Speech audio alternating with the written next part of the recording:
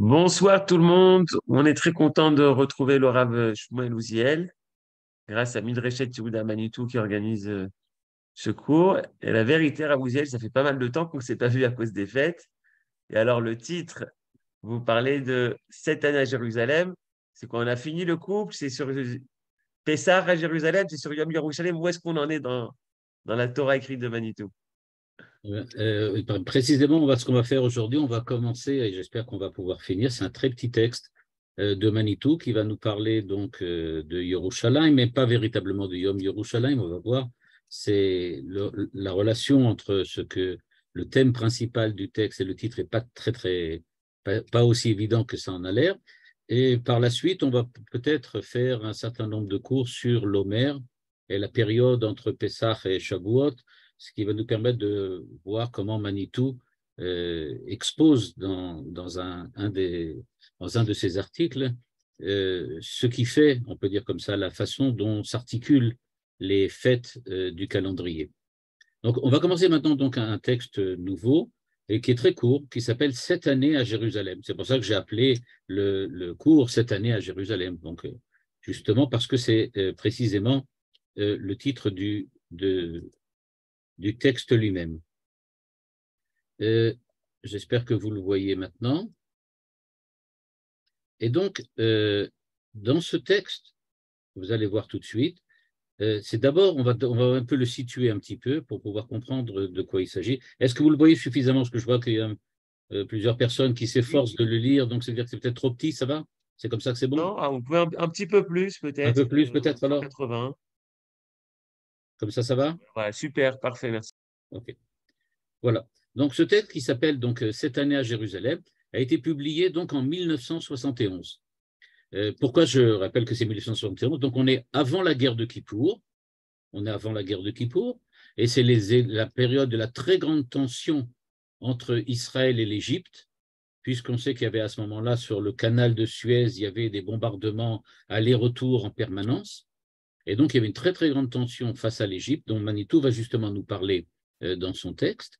Et par ailleurs, il s'agit d'un moment dans lequel Manitou est déjà en Israël, parce que Manitou est monté en 1968, donc il est déjà en Israël, et on est, on peut dire, dans une période de très vive tension, donc politique, militaire, entre l'Égypte et Israël.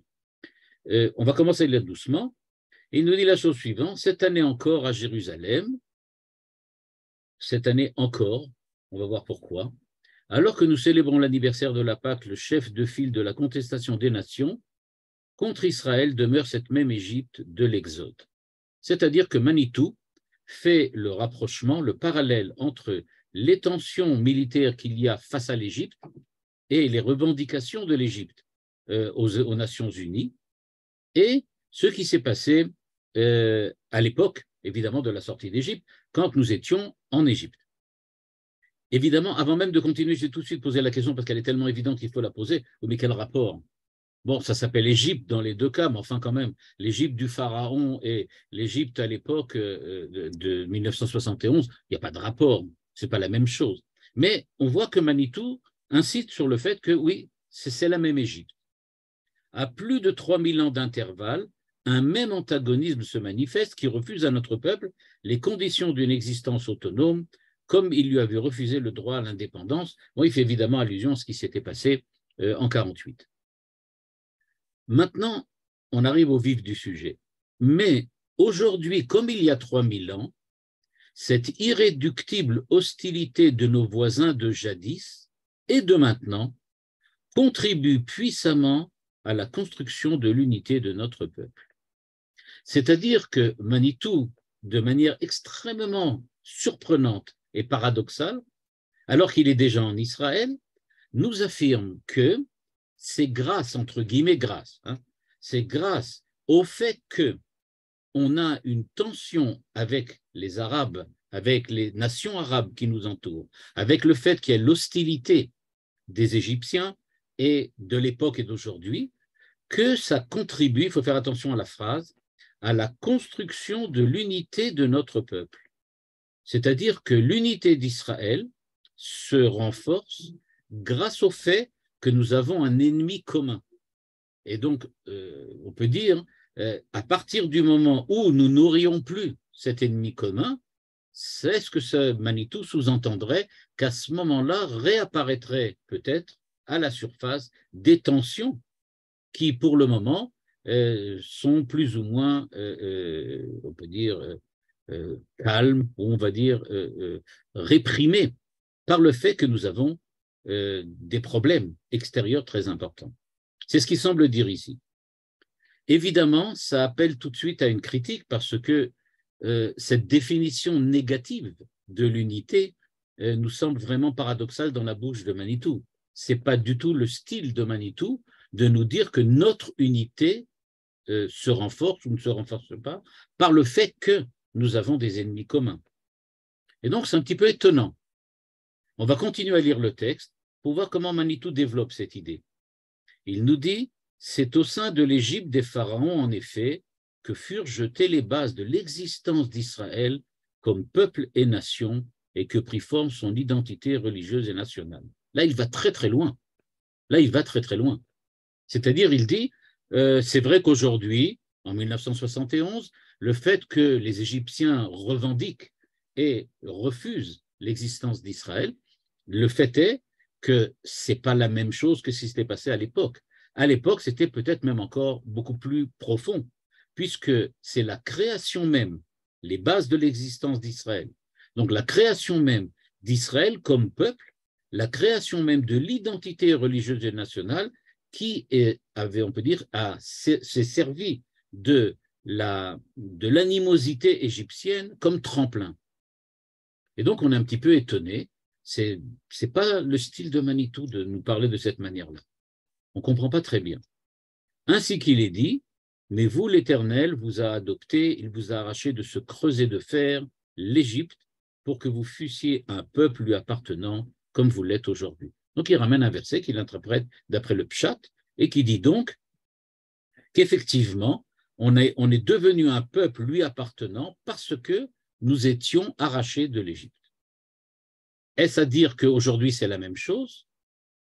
D'après ce que nous dit Manitou, ben, aujourd'hui, l'irréductible hostilité contribue à la construction de l'unité, pas à la construction du peuple, pas à former son identité, pas à lui donner l'existence, mais elle contribue à la construction de l'unité. L'unité se construit grâce à l'animosité des Égyptiens et de ceux qui nous entourent. Manitou continue sur la même idée. On ne peut pas ne pas reconnaître que, dans sa confrontation actuelle avec le monde arabe, Israël a trouvé un catalyseur providentiel qui influe positivement. Évidemment, ce n'est pas une création, ça influe positivement sur son unité interne et sur son union avec tous les Juifs de la dispersion. Donc, ce qui est clair ici, c'est que Manitou ne veut pas dire que nous sommes un petit peu les Juifs des antisémites de Sartre. Parce qu'évidemment, la première chose qui vient à l'esprit quand on voit cette définition négative de l'unité d'Israël, c'est de se rappeler de ce que Sartre disait. Sartre disait, qu'est-ce qu'un Juif? Ben, c'est la victime de l'antisémitisme. C'est ça la définition pour Sartre.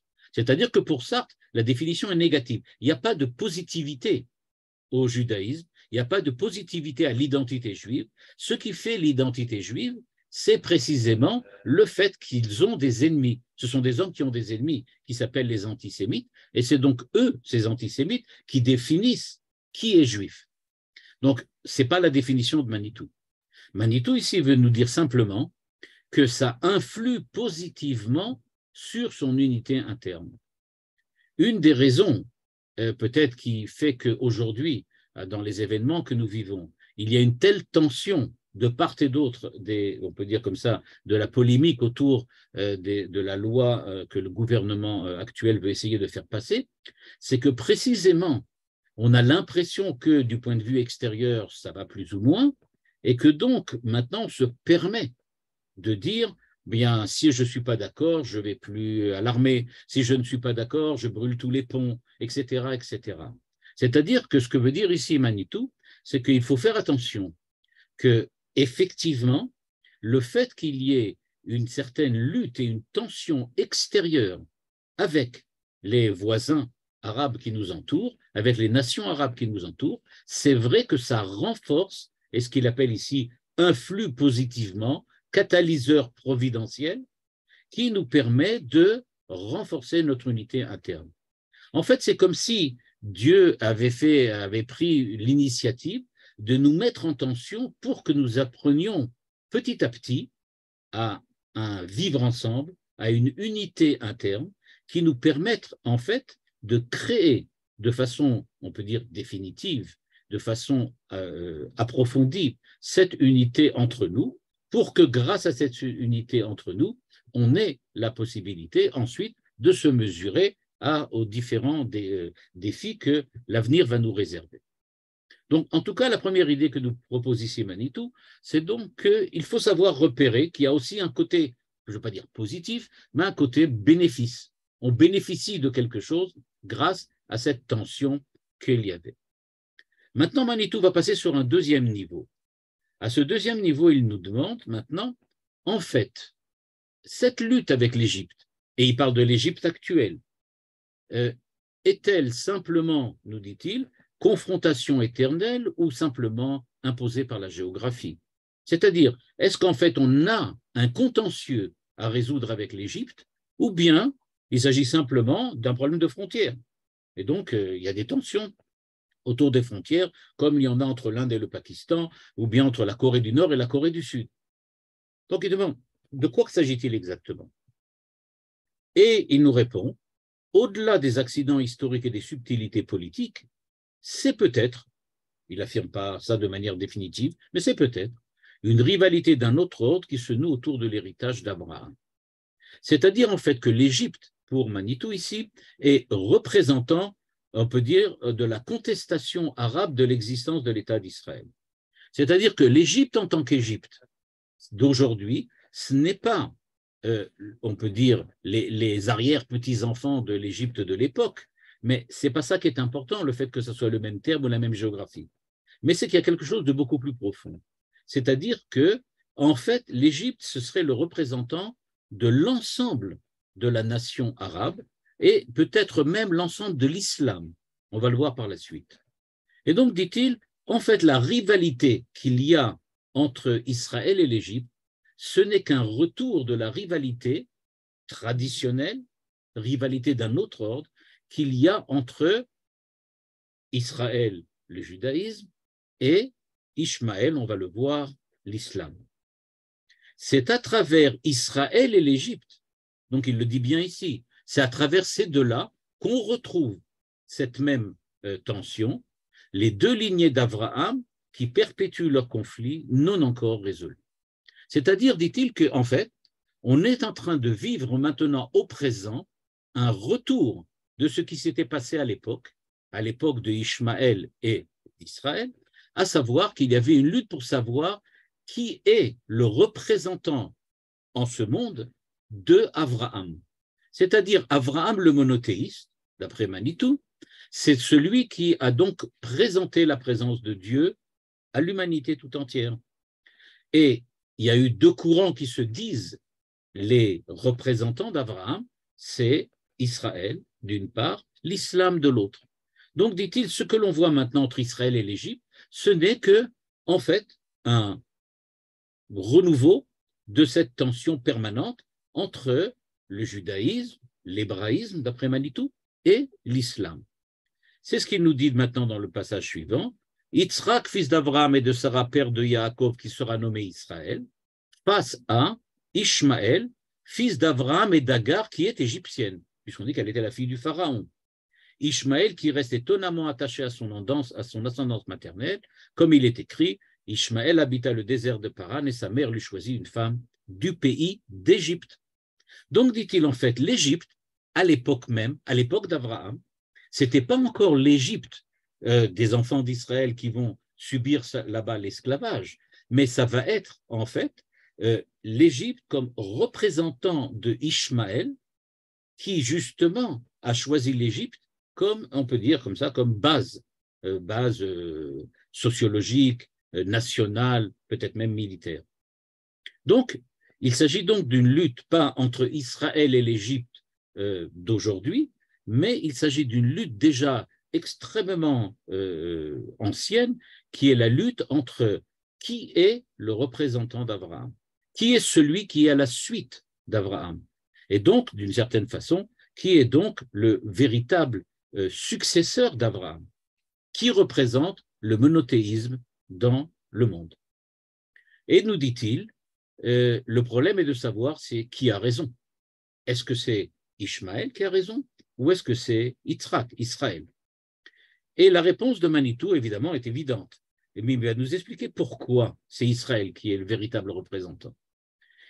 Or, dit-il, recevoir intégralement l'héritage d'Abraham implique l'acceptation absolue de la loi morale à laquelle Israël a souscrit dès l'origine. C'est-à-dire, nous dit-il, ce qui fait la spécificité du descendant véritable et véridique de Abraham, c'est est-ce qu'il est prêt à accepter de façon absolue la morale, l'éthique. C'est à cela qu'on mesure la façon dont tu es proche ou éloigné d'Abraham et du monothéisme d'Abraham. Qui est donc le véritable monothéiste? Manitou nous répond, le véritable monothéiste, c'est celui qui accepte la loi morale de façon absolue. Comme il est écrit, Abraham deviendra une grande nation, ils se béniront, et en lui se béniront toutes les nations de la terre, on va en reparler plus tard. Si je l'ai distingué, c'est afin qu'il prescrive à ses fils et à sa maison, et qu'il pratique le droit, la justice, etc. Donc il s'agit bien de droit et de justice, de morale. Donc le but par lequel, on peut dire comme ça, ou la finalité de ce qu'Abraham a entrepris à l'époque, c'était d'arriver à créer le début d'une véritable dynastie qui ensuite pratique le droit et la justice pour véritablement être les représentants des monothéistes, c'est-à-dire du Dieu unique. Ainsi, ce que veut dire ici donc Manitou, et on voit qu'on s'éloigne maintenant de l'histoire contemporaine de la tension militaire de 1971 entre Israël et l'Égypte, on arrive donc maintenant à ce qu'on avait déjà parlé, à savoir que la Kedusha chez Manitou, c'est toujours en rapport et en relation avec la morale. Et donc, dit-il, à partir de quand tu peux définir qu'une nation particulière est Kedusha, qu'elle participe de la sainteté, si, comme il le dit ici, elle souscrit de façon absolue à la loi morale que Dieu a donnée. Or, évidemment, on voit bien la différence entre Israël et Ishmaël, et donc on devine bien qui est le véritable successeur d'Abraham. Il continue, tant la filiation d'Israël que son histoire exceptionnelle et son expérience humaine aux dimensions inégalées ont fait de lui l'héritier d'Abraham, selon la vérité des promesses bibliques et de la réalité des faits. Donc c'est clair, on voit bien qui est le véritable successeur. Ok, et alors, ce sont l'esclavage, l'exil et la contestation millénaire qui ont forgé et forgent encore leur caractère et la vocation universaliste de ce peuple. Là, on rentre tout à fait dans une autre dimension et qui est très chère à Manitou, à savoir que Manitou ici désire bien nous montrer qu'il existe une véritable équation, on pourrait dire, une véritable équation qui met face à face et en égalité un certain nombre de termes et de notions, à savoir, d'une part, le monothéisme d'Abraham, d'autre part, la morale, troisièmement, la sainteté, quatrièmement, l'universalité. C'est-à-dire qu'on voit bien apparaître ici chez Manitou comment tous ces termes, en fait, sont liés les uns aux autres. Ce sont l'esclavage, l'exil et la contestation qui, paradoxalement, l'esclavage qui est loin de l'universalité, l'exil encore plus, la contestation, il parle ici de tous les pogroms et de tout ce qu'Israël a subi durant des millénaires. Mais il dit oui, mais c'est ça précisément, c'est toutes ces tensions avec les autres nations qui font que maintenant le peuple d'Israël a réussi à se forger véritablement un caractère et une vocation universaliste. de quoi ici veut parler Manitou? On comprend maintenant que ce qu'il a dit tout à l'heure dans le début du texte et qui nous semblait véritablement étonnant, en fait maintenant prend tout son sens. En effet, au début du texte, ce qu'il nous avait dit, c'est que le grâce, entre guillemets, je dis grâce, eh bien, grâce au fait que les autres nations nous repoussent, nous rejettent, etc., eh bien, c'est de faire un catalyseur de l'unité. C'est ce qu'il nous avait dit tout à l'heure. Or, dit-il, en fait, on le voit maintenant apparaître ici. Il dit, c'est vrai que c'est un catalyseur d'unité, mais l'unité d'Israël doit être au service d'une vocation. Le caractère unité d'Israël, le fait qu'Israël est uni, c'est pas pour être uni simplement pour se sentir bien entre nous. Le but, dit-il, c'est d'arriver à être unis pour pouvoir développer de façon, j'aurais pu dire, actuelle, la vocation universaliste qui est déjà présente en nous. Et donc, ce n'est pas par un hasard qu'on a besoin, entre guillemets, de quelque chose qui nous permette de renforcer cette unité, c'est parce que cette unité est absolument nécessaire pour pouvoir développer cette vocation universaliste. La première chose qu'on va faire, on va laisser maintenant un peu ce texte-là, et je vais vous en proposer un autre tout de suite, c'est que, en fait, Manitou nous dit, sans, on peut dire comme ça, de manière abrupte, on était unis, on n'était pas suffisamment unis, grâce, mais encore une fois, c'est a fortiori, c'est pas a priori. A priori, on n'a pas besoin de la haine des autres pour pouvoir créer notre unité. Mais il se trouve que on peut dire comme ça, un des effets secondaires du fait que nous sommes haïs par les nations, c'est le fait que nous avons pu développer une unité. Dans un autre texte, toujours qui a été compilé par M. Goldman, que vous allez voir maintenant devant vous, il y a un article de beaucoup plus tard, qui est un article de 1996 et qui est le dernier article que Manitou a fait paraître. Et donc, dans ce dernier article, ce qui revient, encore une fois sous la plume de Manitou, et le sujet et le thème qu'il choisit d'aborder, c'est précisément l'universalisme de la foi juive.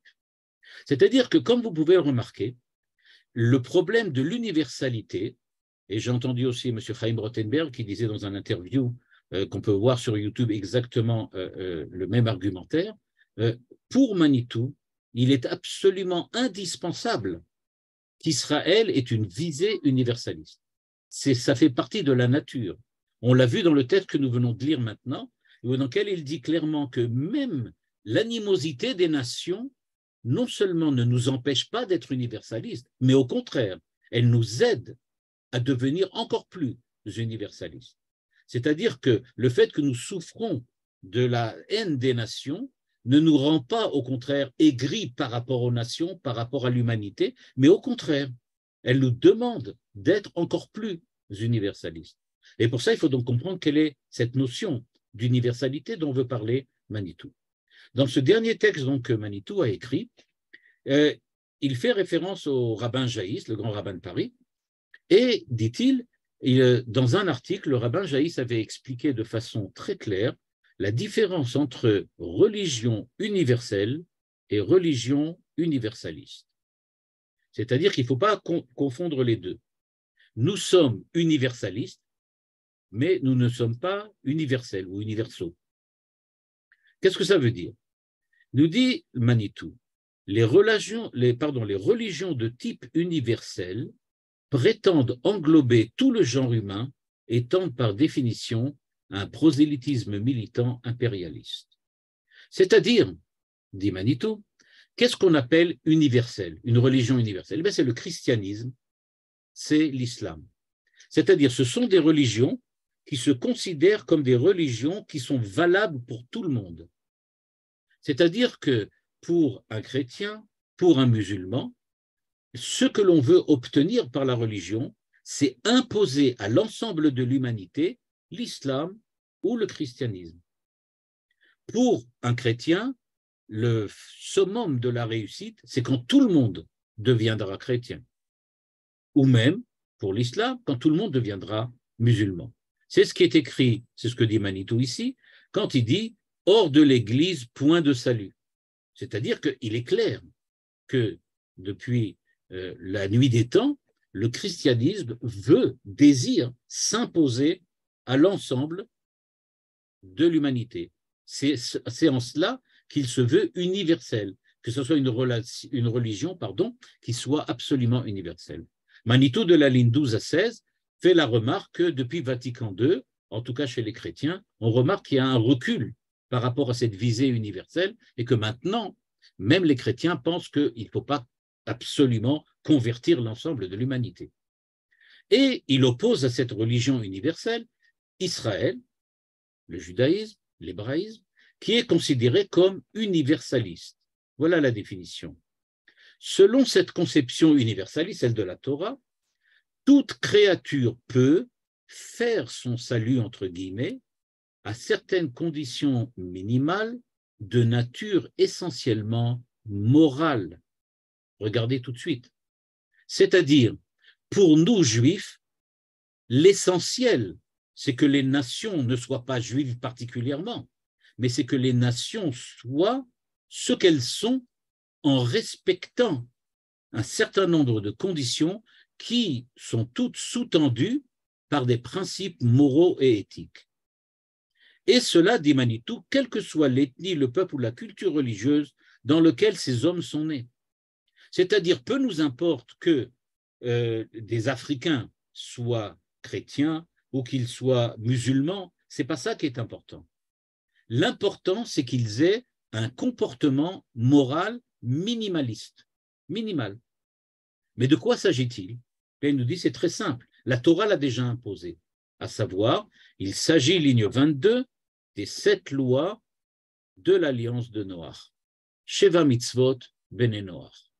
C'est-à-dire, les Sheva Mitzvot Bene Noach ne demandent pas aux hommes, globalement, d'adopter une religion particulière, par exemple le judaïsme.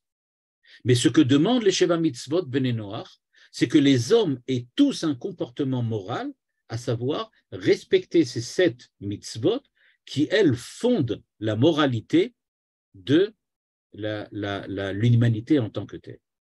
Et d'ailleurs, dit-il, il y a une interdiction du blasphème, il y a une interdiction de la avodah zara, mais il n'y a pas de positivité d'un autre côté. On ne leur dit pas soyez juifs, soyez musulmans, soyez chrétiens, soyez autres, soyez bouddhistes. Ce n'est pas ça qui est important.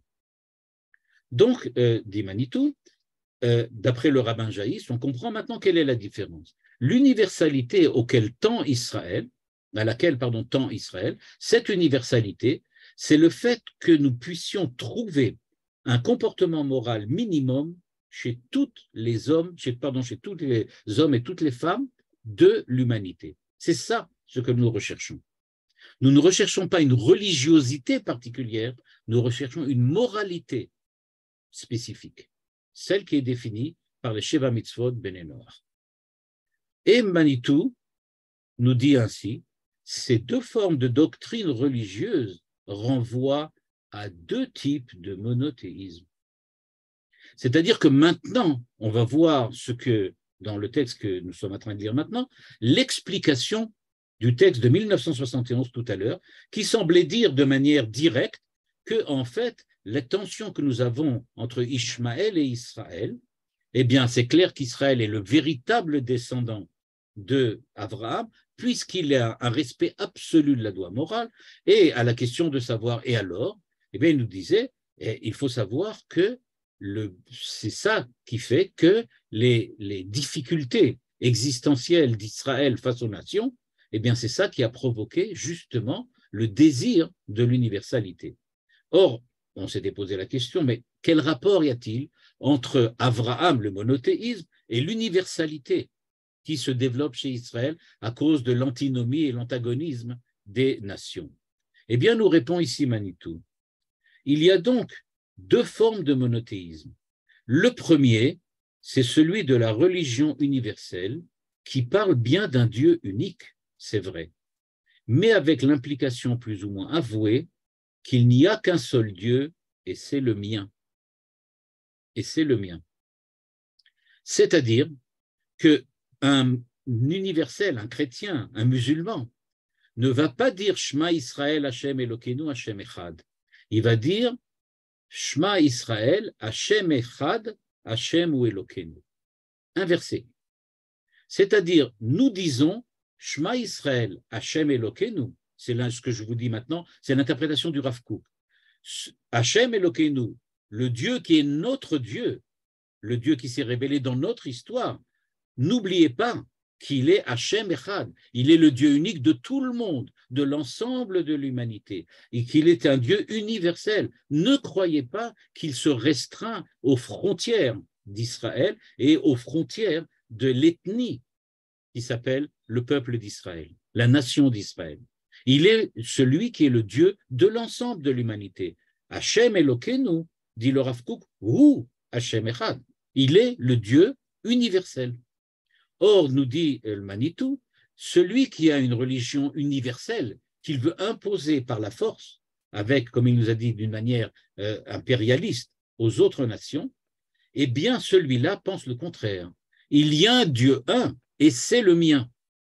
C'est-à-dire que si vous voulez connaître ce Dieu un, vous avez la nécessité de passer à travers la tradition qui est la tradition chrétienne, la tradition qui est la tradition de l'islam et des musulmans.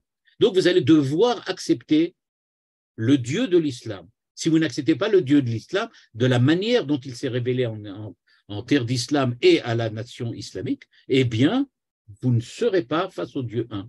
Et vous êtes des impies, des gens qu'on a le droit de maltraiter. Nous dit Manitou, inévitablement, une telle religion se fait évidemment impérialiste. Et là, on a la réponse de la question de tout à l'heure. L'Égypte, en fait, est le représentant de l'islam. C'est le cas de l'islam. Et il rajoute quelque chose qui est important pour ceux qui ont eu l'occasion d'entendre Tarek Ramadan avant qu'on découvre ses exactions, quelles que soient les dénégations de certains intellectuels musulmans de formation culturelle occidentale, ça correspond tout à fait à Tarek Ramadan, quelles que soient d'autre part les admirables pages sur l'unité au-delà de l'unicité que nous ont laissé les grands mystiques musulmans. Il rappelle ici, les soufis. Ce que l'on voit donc apparaître de façon certaine et de façon claire, c'est que pour Manitou, tel que nous le voyons là, il y a donc ces visées impérialistes et cette tentative de restreindre le Dieu un, le Dieu du monothéisme, le Dieu de l'unité, autour d'une nation particulière. Israël, dit-il, n'est pas du tout dans ce cas-là. Par contre, la doctrine universaliste se réfère au monothéisme du Dieu un seul créateur, j'aurais rajouté, qui est le souverain unique de toutes les créatures, chacune dans son équation personnelle. On ne demande pas à un chrétien d'être autre qu'un chrétien si c'est comme ça qu'il arrive à se sentir suffisamment proche du Créateur, c'est-à-dire suffisamment proche du monothéisme du Dieu un. On ne lui demande pas de changer, mais ce qu'on lui demande, c'est d'avoir un comportement absolument moral.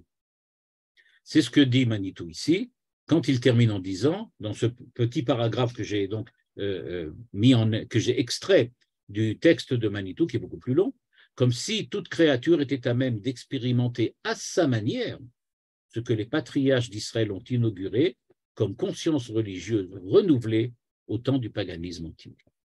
Et donc, ce que dit ici Manitou, c'est, on comprend maintenant, il y a donc un rapport entre le monothéisme d'Abraham et le fait qu'on veut se dire ou on se présente comme les descendants d'Abraham, comme les successeurs d'Abraham, et le fait qu'on se comporte de manière humaine, c'est-à-dire que l'on ait un comportement universaliste. C'est ce que Manitou nous avait dit donc dans ce texte. On va revenir donc au texte de Manitou. Et dans ce texte donc, on va revenir en arrière, voilà. Je reviens ici, voilà ici. Eh bien donc nous dit Manitou, ce sont l'esclavage et l'exil qui ont forgé le caractère et la vocation universaliste de ce peuple. Deuxième chose, dit Manitou, qui nous différencie avec l'islam, avec Ishmaël, seul Israël a effectivement connu l'expérience de l'exil. Ça aussi, on en avait parlé. Pour Manitou, le fait qu'on puisse sortir de l'exil, c'est à mettre en parallèle avec l'exil existentiel de chaque homme. C'est-à-dire que l'exil, ce n'est pas seulement le problème d'Israël qui est parti hors des frontières de son pays, mais l'exil, ça correspond aussi au fait que tout homme est exilé de Dieu.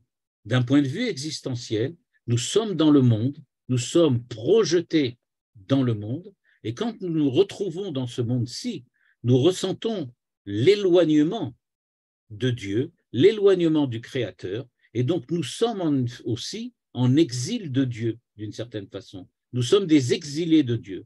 Et ça, c'est vrai pour tous les hommes. Est-il possible de sortir de cet exil existentiel? Eh bien, Manitou nous dit, l'ensemble de l'humanité a tendance à être pessimiste, à considérer que c'est une situation qu'on ne peut pas changer. L'homme restera définitivement mélancolique, triste, on peut dire même plus que mélancolique et triste, il va véritablement être dans une espèce de dépression dans laquelle il va tout le temps subir cette situation qui l'oppresse en permanence, ce que Martin Heidegger appelait la déréliction. Eh bien, dit Manitou, nous avons fait l'expérience de cet exil, mais nous en sommes sortis. C'est-à-dire que nous avons un message d'optimisme à apporter à l'ensemble de l'humanité, et c'est encore une dimension qui manque à Ishmaël, parce que Ishmaël, lui, n'a jamais eu la possibilité, la capacité d'être en exil.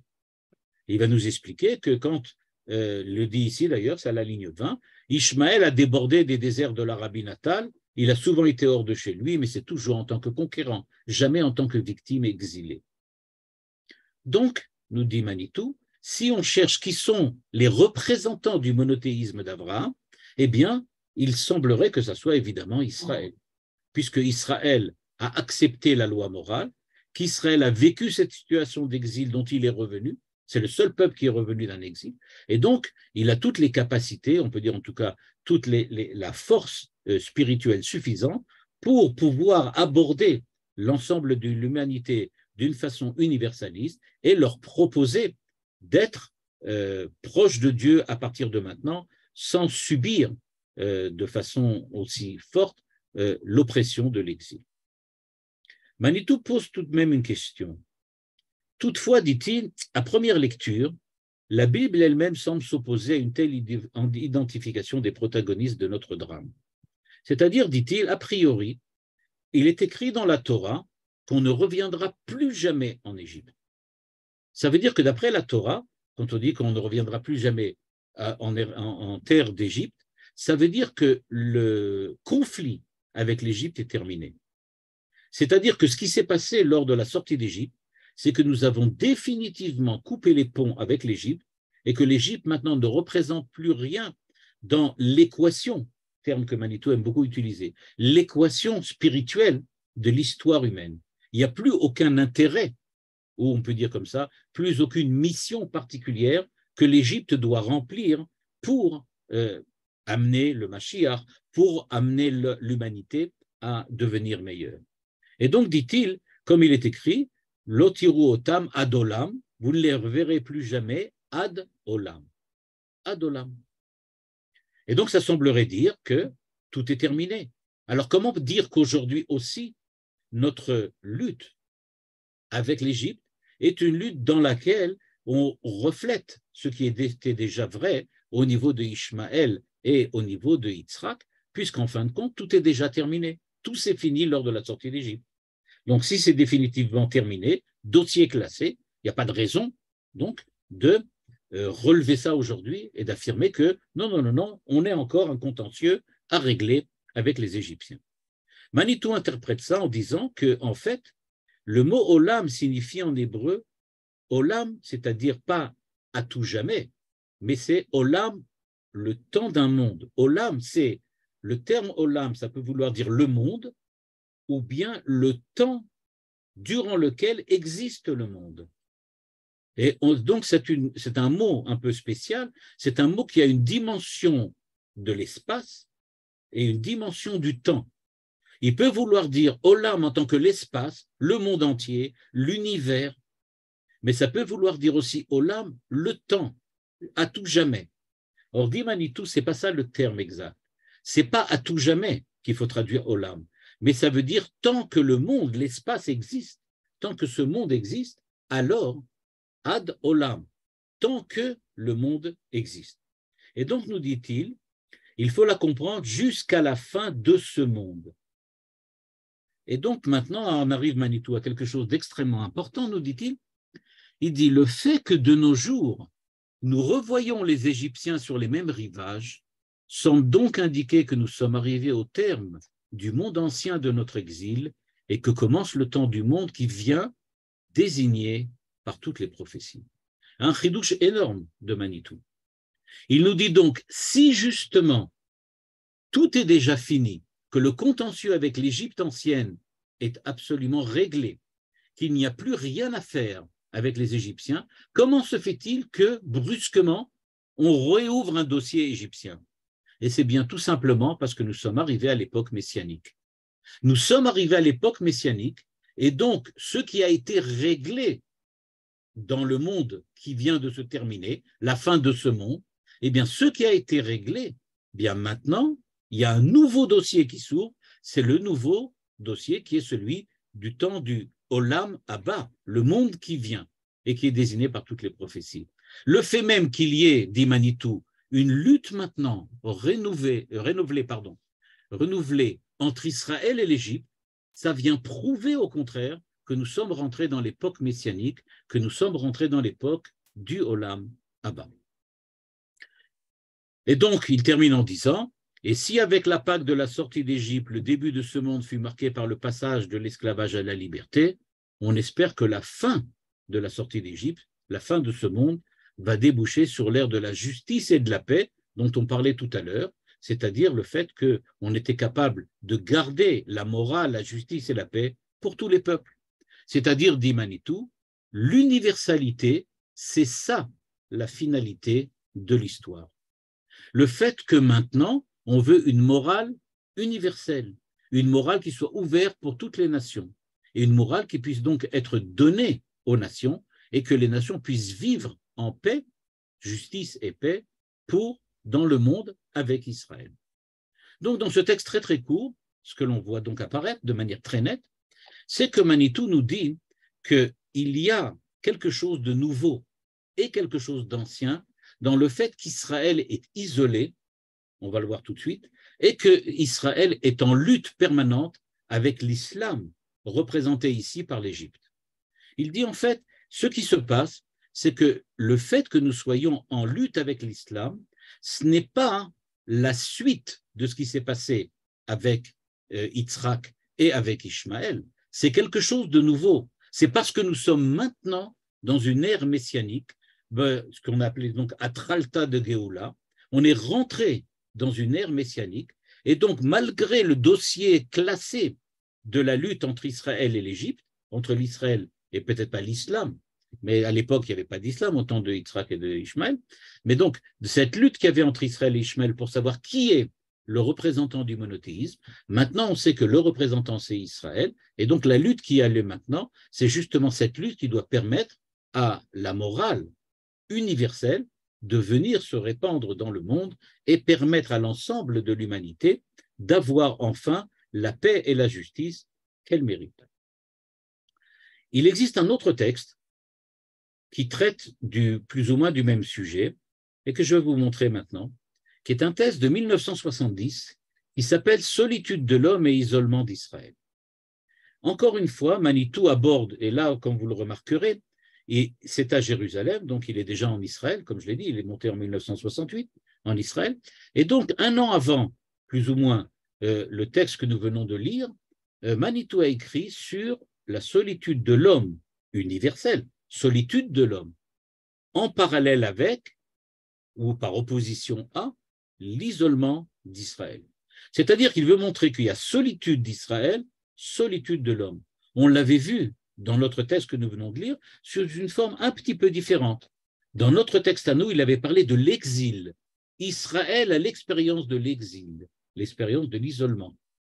Et là, de la même manière que l'exil d'Israël était parallèle à l'exil de l'homme en tant qu'homme, de la même manière, l'isolement d'Israël, la solitude d'Israël est un parallèle avec la solitude de l'homme en tant qu'homme.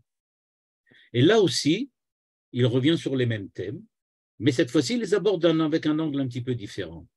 Il nous dit « L'existence juive doit être comprise comme représentant l'existence humaine vécue au paroxysme. » On avait vu ce texte. Un tel thème traduit en particulier le principe de sainteté, prescrit par le monothéisme absolu de la loi de Moïse. Comme vous le remarquerez, dans cette petite phrase, et elle suffit à elle-même, dans cette petite phrase, on a retrouvé tous les thèmes que Manitou avait exposés dans l'article de 1971. Vous retrouvez l'existence juive universelle comme représentant l'existence humaine. Israël représente l'existence humaine, vécue au paroxysme, c'est-à-dire à l'extrême, de façon la plus absolue. Où est-ce qu'on le retrouve ça? Dans le principe de sainteté, dans la loi de Moïse et le monothéisme. Tous les termes que nous avons vus et qu'il a abordés dans le texte de 1971. Donc, on voit bien que pour Manitou, il s'agit véritablement d'une clé de lecture de l'histoire et de la Torah. Pour Manitou, il faut toujours voir l'homme, Israël comme représentant, d'une certaine façon, l'homme en tant qu'homme, avec un comportement moral qui est celui de l'homme, la sainteté qui est, on peut dire, ce comportement moral amené au paroxysme à l'extrême, tout cela sous-tendu par le monothéisme, par le Dieu un, c'est-à-dire le monothéisme universel, en ce sens que c'est un Dieu un qui est Dieu de l'ensemble des nations, et pas seulement le Dieu d'Israël. Comme il nous reste quelques minutes, je vais me permettre de vous montrer un autre texte de quelqu'un d'autre que je suppose vous connaissez très certainement. C'est le Rav Yonatan Sachs. Je ne sais pas si vous avez l'occasion de lire des textes du Rav Sachs ou simplement de voir, on voit dans les trucs de la Parashat HaShavua qu'on distribue au Beth Knesset, on voit souvent apparaître des textes du Rav Sachs. Alors, ce que je me suis permis ici, c'est qu'il a écrit un livre qui s'appelle Future Tense, qui a été traduit en hébreu, si je ne m'abuse, j'ai la traduction hybride ici, ils l'ont traduit Belashon Atid. Belashon Atid. Je ne sais pas exactement le rapport, pourquoi Future Tense c'est Belashon Atid, mais enfin c'est comme ça que ça a été traduit. Je voudrais vous montrer maintenant comment on va retrouver chez le Rav Sachs exactement la même trame que chez Manitou, mais exactement. On pourrait croire qu'ils se sont rencontrés et qu'ils ont discuté ensemble. Peut-être d'ailleurs l'ont-ils fait véritablement. Voilà ce que dit maintenant ce que dit le Rav Sachs. Il nous dit, mon argument est, bon là il explique qu'il a écrit un livre, etc. Et il veut dire quel est l'argument. Mon argument est que nous nous sommes égarés, que nous devons retrouver les termes classiques de l'histoire juive. Intéressant. On avait lu que Manitou aussi disait la même chose. Il faut revenir aux sources, je ne sais pas si vous vous rappelez. Il disait qu'il faut revenir à la lecture, mais on ne sait pas plus lire maintenant aujourd'hui. Il dit oui, il faut passer par l'enseignement du prophétisme, par l'enseignement de la Kabbale, qui doit nous dévoiler le sens de l'écriture. Il dit donc qu'il faut revenir au terme. Cette histoire ne parle pas d'antisémitisme ou d'Israël en tant que nation entourée d'ennemis. Il ne s'agit pas des Juifs destinés à vivre seuls, au mieux incompris, au pire éternellement cible de la haine. Il s'agit de la foi inhabituelle dans laquelle Dieu a convoqué un peuple et l'a chargé de devenir ses partenaires de Dieu, dans la création de vie et en Israël une société qui deviendrait un foyer pour la présence divine. Donc, nous dit-il, premièrement, l'histoire d'Israël n'est pas l'histoire de la lutte d'Israël contre le reste de l'humanité. Il s'agit au contraire du fait qu'il y a une certaine spécificité d'Israël, une certaine yichoudiout d'Israël, qui veut qu'on a une capacité particulière à être une société, une vie, des hommes qui sont prêts à être proches de Dieu. Je passe sur le passage suivant, vu le temps. Il dit que « Je crois fermement que ce n'est pas fortuit. Le judaïsme, et regardez bien ce qu'il écrit maintenant, intéressant, on aurait pu croire que c'est écrit chez Manitou. Le judaïsme n'a jamais été destiné exclusivement aux Juifs. Le judaïsme, j'aurais traduit dans le terme de Manitou, la sainteté. La sainteté, c'est-à-dire la capacité justement de savoir replacer la morale de l'homme dans le cadre de la relation avec un Dieu, un monothéiste, eh bien nous dit, c'est pas spécialement les Juifs. Ça, c'est aussi dans les Sheva Mitzvot Ben Noach. On ne demande pas d'être juif, c'est pour tout le monde. Il contient un message qui s'adresse à l'humanité tout entière, et le sort du XXIe siècle dépendra en grande partie de la prédominance de ce message ou de celle d'un autre. Peut-être pas le message d'Israël, mais d'un autre. Donc, dit-il, mais on voit déjà la différence, pour le Rav Zaks, mais je ne rentrerai pas là dans les détails trop, pour le Rav Zaks, l'essentiel ici, c'est la Torah, alors que pour Manitou, on voit que c'est un peu différent. Donc, nous dit-il, le judaïsme est partie prenante de la conversation humaine, c'est-à-dire c'est une manière de parler de l'homme. Le judaïsme, ce n'est pas la religion des Juifs, c'est une façon humaine, universelle de parler. Et donc, ça fait partie de cela. Et il explique pourquoi aujourd'hui c'est tellement important au XXIe siècle, parce que, dit-il, au XXIe siècle, il y a l'avènement des démocraties libérales et l'avènement de l'État d'Israël, qui tous les deux vont permettre à Israël d'avoir une influence sur l'ensemble des nations. Il nous dit, les Juifs doivent retourner à l'origine, à la Bible hébraïque, ça pourrait être écrit chez Manitou, et se poser à nouveau la question de ce que signifie être juif. Mais qu'est-ce que ça veut dire être juif? Faisant partie d'un peuple singulier dans un monde pluriel, conscient à la fois de l'unicité de leur identité et de l'universalité de la condition humaine. Donc vous retrouvez aussi chez le Rav Zaks exactement on peut dire, les tensions que Manitou nous avait montrées dans son article, en disant d'un côté, nous sommes Israël, mais nous sommes en lutte contre l'humanité, mais d'un autre côté, on a un message universel à leur proposer. Et donc, comment fait-on? Est-ce qu'on doit abandonner l'universalité puisque nous sommes agressés de l'extérieur? La réponse de Manitou était au contraire. Cette agression extérieure, cette animosité des nations nous renforce dans notre désir de voir l'ensemble du monde suivre le chemin de Dieu pour pouvoir précisément vivre en paix et en justice. De la même manière, dit le Rav Zaks, comment être fidèle à sa foi, être une bénédiction pour les autres, quelle que soit leur foi. Regardez ce qu'il dit. Lui aussi, il affirme la même chose exactement. Il ne s'agit pas du tout de les convertir, mais ils ont une foi et nous devons être une bénédiction aussi pour eux. Ça, je saute parce que ça n'a pas de rapport. Il termine en disant qu'il y a un historien catholique qui s'appelle Paul Johnson, que je ne connais pas, et qui a écrit un ouvrage intitulé « History of the Jews ». Et dans cet écrit, regardez, alors là, ce n'est pas le Rav Zaks, ce n'est pas non plus Manitou, mais ça vaut le coup pour le déplacement. Là, ça vaut le déplacement, comme on dit chez. Voilà ce qu'écrit ce catholique, donc Paul Johnson.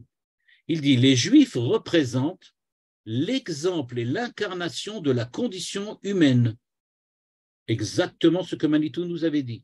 Il nous a dit qu'est-ce que c'est que le Juif? C'est vivre l'humanité au paroxysme. C'est exactement ce que dit Johnson. Il continue en disant, il semblait manifester, les Juifs donc, tous les dilemmes incontournables de l'homme, mais sous une forme exacerbée et clarifiée. On dirait qu'il a pompé sur Manitou, le paroxysme dont Manitou avait parlé. Et il avait conclu à l'époque, le rôle des Juifs semble être de focaliser et dramatiser ces expériences communes de l'humanité et transformer leur destin particulier en quoi? En une morale universelle. On ne peut pas trouver mieux comme définition à la fois du peuple juif et de ce que dit Manitou. Et le Rav Zaks de terminer, là c'est du Rav Zaks, c'est pas l'historien, notre particularité réside dans notre universalité. C'est une phrase que Jacob Gordin a dit à Manitou et que Manitou a recité en disant ce qui fait la particularité d'Israël, c'est que justement nous sommes universalistes. Donc là, c'est très intéressant de voir comment on peut voir exactement, de ce point de vue-là, les mêmes idées que chez Manitou, exposées, exprimées aussi chez le Rav Zaks, et encore d'autant plus étonnant de le voir aussi exposé dans cet ouvrage de l'historien Paul Johnson, dans lequel on a l'impression véritablement qu'il a lu chez Manitou ce qu'il a écrit dans son livre. Et ça ne fait qu'en fait confirmer ce que dit Manitou, c'est que peut-être aujourd'hui nous sommes au temps messianique et qu'il y a une possibilité, enfin, peut-être, on l'accepte le plus vite possible, d'amener la paix et la justice pour l'ensemble de l'humanité et ainsi pouvoir permettre l'avènement de l'époque et des temps messianiques. Merci beaucoup, Ravouziel. Comme vous avez dit, ça vaut le déplacement, même si nous, on est resté chacun chez soi. Voilà. C'était passionnant. Et puis, pour ceux qui connaissent Manitou, c'est des idées simples, profondes et à la fois qui ont tellement besoin d'être entendues aujourd'hui dans les événements qui se passent actuellement. Tout Merci à fait, beaucoup. S'il y a des absolument. questions, c'est le moment.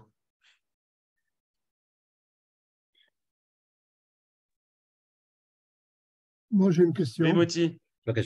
Erev Tov, est-ce que, à ton avis, il y a une différence entre ce lien qui est entre les Umot HaOlam, l'universalisme et Israël, quand on était en galoute, pendant les 2000 ans où le judaïsme en fait n'était lié que aux mitzvot de la Torah, s'accrocher à la Torah et au Talmud, et aujourd'hui où maintenant on a un élément de base qui n'était pas pendant 1000 ans, c'est l'État d'Israël. Et que Israël se détermine et est vu peut-être d'une autre façon par les peuples. Est-ce qu'il y a une différence? Le Manitou, dans les textes que j'ai amenés de Manitou, il n'en a pas parlé directement. Mais il a dit deux choses. Il a dit que c'est vrai que notre unité, elle est essentielle justement pour le message universel que nous avons à présenter. Il avait parlé de l'unité d'Israël intérieure. Disons, on a absolument besoin d'être unis, parce que si on n'est pas unis, alors on ne peut pas véritablement parler d'un Dieu qui soit un Dieu unique. On n'est pas des vrais unis comment? Par la Torah, unis par quoi? Il dit unis autour de la morale. L'unis autour de la morale. Qui s'acquiert par... Qui est par la Torah. Pour nous, c'est par la Torah. Voilà. Pour les autres, c'est par les Sheva Mitzvot Ben Noach. C'est ce que dit Manitou. Le Rav Zaks, lui, dans le texte, j'ai pas lu tout le texte parce qu'on n'a pas suffisamment de temps, mais le Rav Zaks lui dit, comme je l'ai juste dit, je l'ai simplement cité sans rentrer dans les détails, lui, il affirme qu'il y a deux choses qui ont complètement changé. La première chose c'est que maintenant, on est dans des démocraties libérales. C'est justement la grande discussion qu'il y a actuellement précisément autour de la loi du gouvernement. Et il dit que ça permet une diversité de voix. C'est-à-dire qu'on peut entendre des voix différentes. Et donc maintenant, on peut espérer que les nations qui, elles aussi, ont tendance à vouloir, en général, instaurer chez elles aussi des gouvernements qui soient et des systèmes politiques qui soient des démocraties libérales, eh bien, on peut espérer que maintenant, ils sont prêts à écouter ce qu'ils n'ont jamais entendu jusqu'à maintenant et ce qu'ils n'ont jamais voulu entendre, c'est-à-dire le message d'Israël. En gros, ce que dit le Rav Zaks, il dit pourquoi l'exil a été un échec. Je rappelle que Manitou dit l'exil en Chutz Laaretz, dans lequel on est parti chez les nations, a complètement échoué. On n'a absolument pas pu leur transmettre quoi que ce soit, quoique la chrétienté, le monde de la chrétienté et le monde de l'islam, c'est quand même pas mal, c'est quand même une grande réussite. Mais ce n'est pas encore suffisant. Le Rav Zaks répond à la question de Manitou. Il dit oui, c'est vrai. Tant qu'on était à l'état de minorité dans des pays qui n'étaient pas démocratiques, on n'avait aucune chance de pouvoir influencer qui que ce soit. Maintenant que nous sommes revenus sur notre terre et que le monde entier veut instaurer une démocratie, c'est-à-dire qu'ils sont prêts à accepter l'idée que de l'extérieur, quelqu'un d'autre qu'eux puisse avoir quelque chose d'important à leur dire. À part ça, dit le Rav Zaks, le fait que l'État d'Israël a été créé et qu'Israël revient sur sa terre, c'est encore un second argument qui puisse nous dire que maintenant on peut parler d'égal à égal. On a quelque chose à leur dire. On n'est pas simplement des victimes qui vivent chez eux, on est aussi quelqu'un qui a un face-à-face avec eux.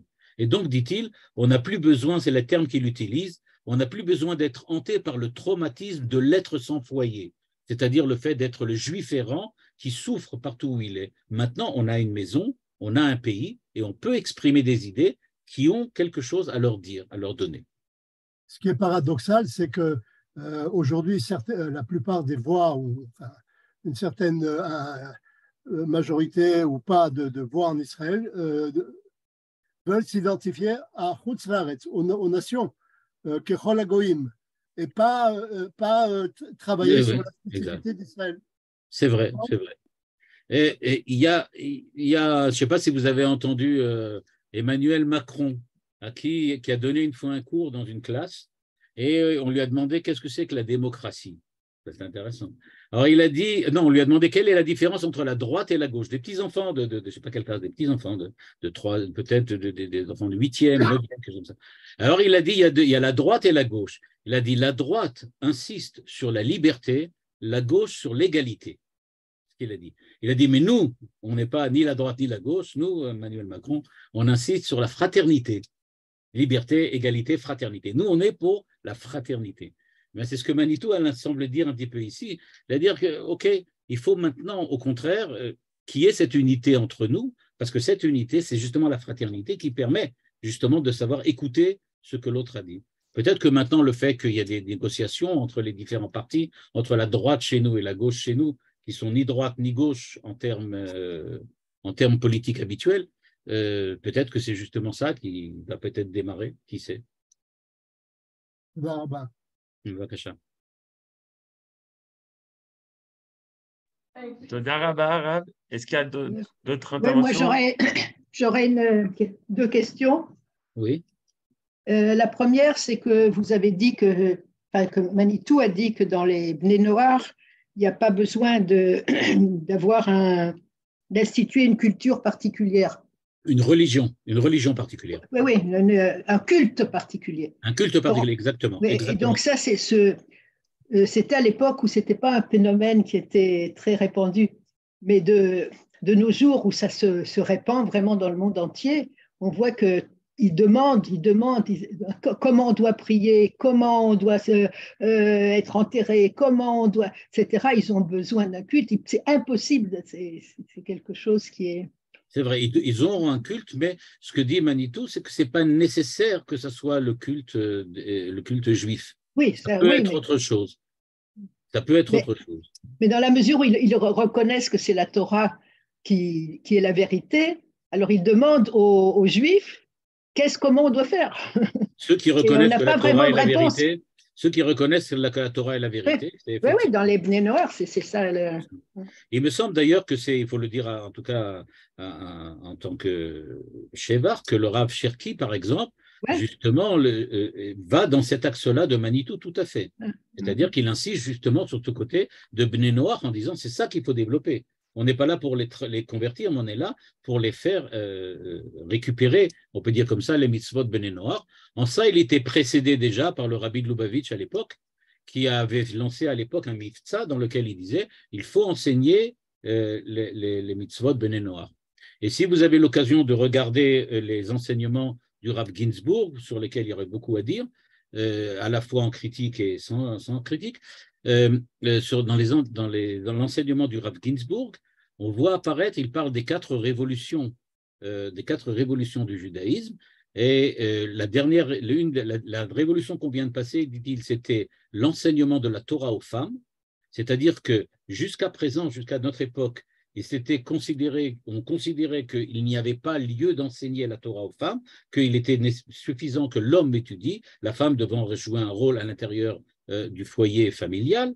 Il dit la révolution qui s'est produite, c'est que maintenant, au XXe siècle, on a compris qu'il est nécessaire absolument que les femmes aussi participent à la vie religieuse et à la vie de l'étude de la Torah. Et il dit maintenant, nous sommes rentrés dans la 4e et la dernière étape, qui est l'enseignement de la Torah aux goïm. C'est-à-dire que lui aussi parle maintenant, il dépasse déjà les Sheva Mitzvot Bnei Noach, le Rav Ginsburg, c'est pour ça que j'ai dit qu'il y aurait lieu de vérifier, de critiquer, et le Rabbi de Lubavitch aussi parle, mais il parle de Mitzvot Bnei Noach. Chez le Rav Ginsburg, ça devient l'enseignement de la Torah. Et donc là, c'est un petit peu différent, mais en tout cas, ça va dans cette direction-là, elle aussi. Mais un autre point que je n'ai jamais compris chez Manitou, que je n'ai pas non plus compris maintenant, c'était le parallèle qu'on fait entre l'exil de la terre et l'exil de Dieu. C'est-à-dire que pour Manitou, on l'avait vu dans un texte, il dit l'exil, l'homme est exilé de Dieu. C'est-à-dire que nous étions, on peut dire avant d'être créés, nous étions avec Dieu. Nous étions en Dieu, entre guillemets. Tout ça, ce sont des termes très compliqués et pas du tout précis. Et donc, dit-il, nous étions avec Dieu, en rapport, en relation, proche, tout ce qu'on veut. Et donc, tous ces termes pour dire que nous et Dieu, ce n'était pas la même chose. On était plus proches. Et maintenant, pas. C'est ça ce qu'il appelle l'exil. Oui, ça c'est compréhensible. Mais quel rapport, pourquoi le fait qu'on ait vécu l'exil de la terre, ça, c'est parallèle, ça permet de résoudre ce problème. Ça veut dire qu'on a prouvé par le retour de la sortie d'Égypte, on a prouvé qu'il est possible de sortir de l'exil globalement. Pas seulement de l'exil de la terre, mais de tout exil possible. C'est un archétype pour Manitou. La sortie d'Égypte, c'est l'archétype de la sortie de l'exil globalement. Pas seulement de l'exil, des trucs comme ça. C'est comme ça. Oui, ça j'ai compris. Mais finalement, l'exil de Dieu, ça, on peut sortir d'Égypte. On est toujours dans cette situation existentielle d'exil. Tout à fait, tout à fait. Mais ça veut dire qu'on peut en sortir. Si on peut sortir de l'exil de l'exil de la terre, alors on peut sortir aussi de l'exil de l'homme en tant qu'homme. C'est ce qu'il veut dire. Rappelez-vous que dans la Chassidoute, il parle toujours de Yetziat Mitzrayim comme de la sortie des limites internes, intimes de l'homme avec lui-même. C'est-à-dire, on dit Mitzrayim, pas en tant que l'Égypte, mais Metzarim, ce qui nous enferme, ce qui nous maintient, les limites. C'est sortir de ces limites, se dépasser. Donc on voit que là aussi, la sortie d'Égypte devient l'archétype d'une sortie hors de soi.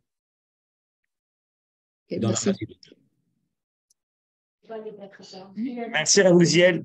Il ne nous reste pas beaucoup de temps. Donc si quelqu'un d'autre veut intervenir pour une question, c'est le moment.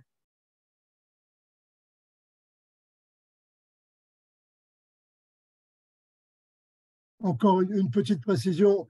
Oui. C'est pas ironique, mais je suis sérieux. Pour peut-être rapprocher certains juifs à la Torah, on pourrait peut-être passer par les Shiva Mitzvot Bnei Noach pour éduquer plus ou moins la personne à se rapprocher de la Torah, ou c'est complètement… Il est clair que la Torah demande est-ce que les Shiva Mitzvot Bnei Noach font partie ou pas partie de la Torah. Voilà. Et il y a une discussion dans la Gemara pour savoir est-ce que les Shiva Mitzvot Bnei Noach font partie de la Torah ou pas.